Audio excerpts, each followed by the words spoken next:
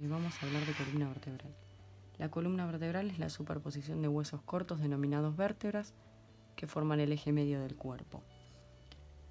Si uno hiciera una consideración, esto es anterior, esto es posterior, sobre la disposición o las curvaturas de la columna vertebral, vamos a decir que presenta diferentes curvaturas en el eje antero-posterior. Las mismas son una curvatura de convexidad anterior, denominada lordosis cervical, una segunda curvatura de convexidad posterior denominada sifosis dorsal, una tercera curvatura de convexidad anterior nuevamente denominada lordosis lumbar y una última curvatura de convexidad posterior denominada sifosis sacrocoxígea. Entonces, las curvaturas de la columna que tienen convexidad hacia anterior se denominan lordosis y las que son convexas hacia posterior se denominan sifosis. Por si alguien no recuerda, para no confundir convexidad de concavidad, utilizábamos el ejemplo de la cuchara, donde uno colocaría el contenido de la cuchara es la concavidad y la parte posterior de la cuchara es la convexidad. Cóncavo y convexo, ¿sí? Lo mismo que hacemos con la palma de nuestra mano, la cavidad es la concavidad y la convexidad es la parte redondeada. Entonces, volviendo a la columna, en el eje antero-posterior presenta una lordosis cervical, sifosis dorsal, lordosis lumbar y sifosis sacrocoxígea. Esto es en el eje antero-posterior. Luego, en el eje medio, la columna va a tener las desviaciones del eje medio de la columna se denominan escoliosis. Generalmente existe una leve escoliosis a nivel torácico hacia el lado derecho por la presencia de la aorta, que es un tronco arterial muy importante de nuestro cuerpo, por lo cual la presencia de la misma hacia el lado izquierdo determina que la columna a nivel torácico tenga una leve inclinación hacia la derecha. Es una escoliosis fisiológica. Luego existen las escoliosis, que son las variantes por malformaciones o por alteraciones de la columna en sí, que son patológicas. Entonces, existe a nivel torácico la escoliosis fisiológica por la presencia de la aorta.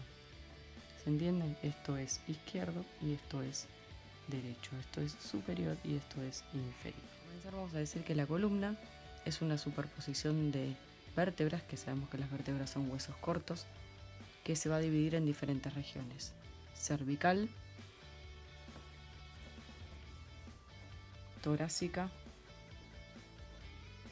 lumbar, sacrocoxígea. A nivel cervical vamos a encontrar 7 vértebras que se van a denominar C1 a C7. A nivel torácico, T1 a T12, que son 12 vértebras que les decimos torácicas y no dorsales, porque dorsales son todas las vértebras, están en el dorso. Las lumbares van a ser de L1 a L5. Las sacras están fusionadas en un hueso que se denomina hueso sacro, y las coxígeas son de 3 a 5 según diferentes bibliografías. La columna vertebral mide 73 a 75 centímetros en un adulto promedio y va, como dijimos, va a soportar hacia proximal el peso de la cabeza y hacia distal va a articularse con los huesos ilíacos por medio de la cintura pelviana. Para el estudio de la columna vertebral necesitamos conocer lo que denominamos las partes de una vértebra o una vértebra tipo.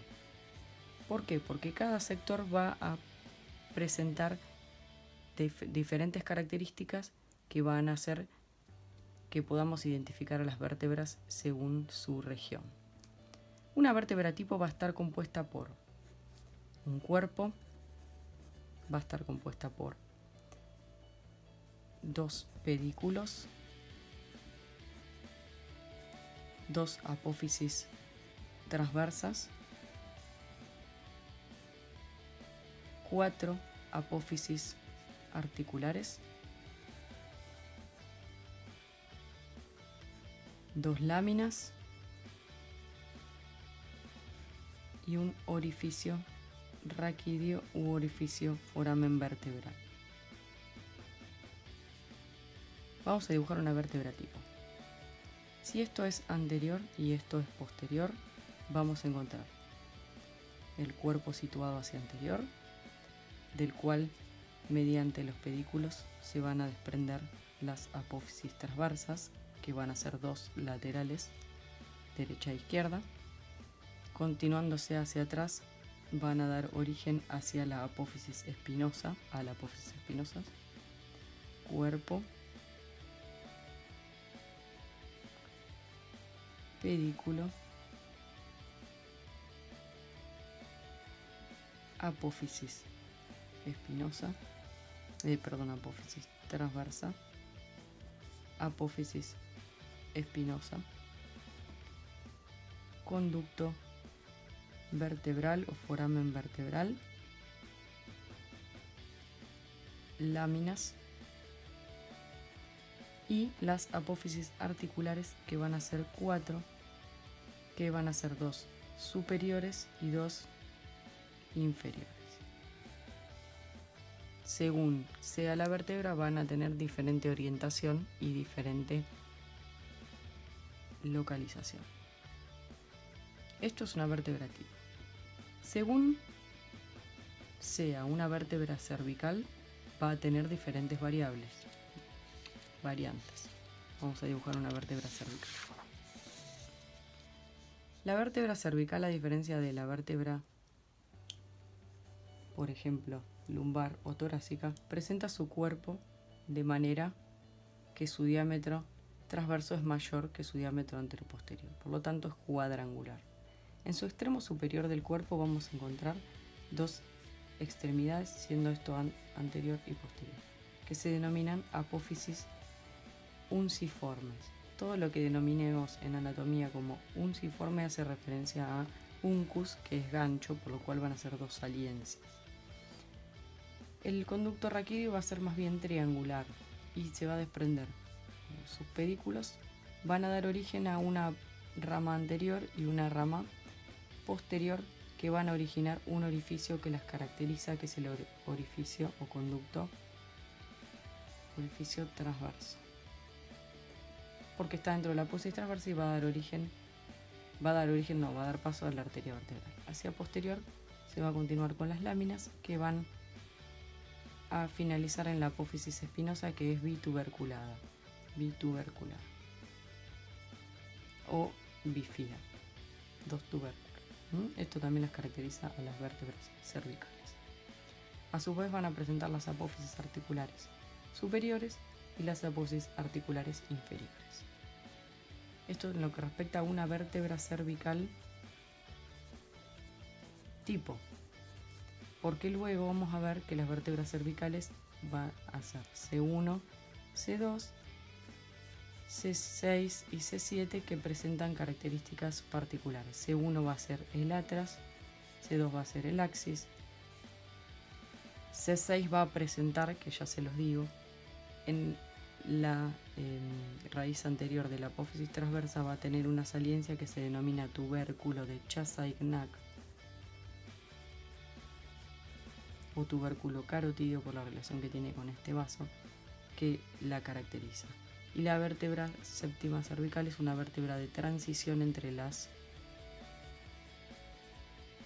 torácicas y entre las cervicales, por lo cual su cuerpo va a tener características de vértebra intermedio entre cervical y torácica. Por ejemplo, en lo que respecta a las vértebras cervicales, nos vamos a encontrar con la cervical 1 y con la cervical 2, que tienen características propias, como lo son el atlas, que es la cervical 1, y el axis, que es la cervical 2. Para comenzar, vamos a decir que el atlas es una vértebra que presenta un arco anterior, siendo esto anterior, y un arco posterior.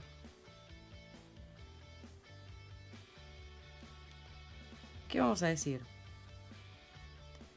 Que el arco anterior del atlas se va a continuar con las masas laterales que alojan a las cavidades glenoideas, que van a servir para articular. Son superficies excavadas, articulares, que van a permitir la articulación con el hueso occipital hacia superior. Hacia lateral se continúan con las apófisis transversas, las cuales presentan un orificio, como mencionamos anteriormente en las generalidades, que es el orificio transverso, que sirve para el paso de la arteria vertebral. Vamos a ver que presenta un tubérculo anterior y un tubérculo posterior que haría las veces de apófisis espinosa, sería el análogo, y una superficie excavada en el arco anterior que sirve de articulación para la apófisis odontoides del hueso axis, que vamos a ver a continuación. Esto es a nivel de la cara superior, apófisis articulares superiores. A nivel de la cara inferior, el atlas presenta las apófisis articulares inferiores para articularse con el axis. Bien, recuerden entonces, superficie articular para la apófisis odontoides, tubérculo anterior, tubérculo posterior, agujero u orificio foramen transverso en las apófisis transversas, superficies articulares superiores o cavidades glenoideas, y a su vez va a presentar en el arco posterior un relieve que deja la impronta de la arteria vertebral. No un relieve, sino una depresión por el peso de la arteria vertebral. Este es el foramen vertebral o foramen raquídeo. En lo que respecta al axis, vamos a hacer una vista superior, siendo esto anterior y esto posterior, y vamos a ver que presenta su apófisis odontoides o diente, dos superficies laterales que van a ser articulares o carillas articulares para el atlas, esto a nivel del cuerpo. Y hacia posterior vamos a encontrar la apófisis espinosa, que es bituberculada. Hacia abajo van a estar, este es el foramen raquídeo o foramen vertebral, y hacia inferior van a estar las apófisis articulares para la cervical 3. Si hacemos una vista de frente del axis, vamos a ver lo siguiente.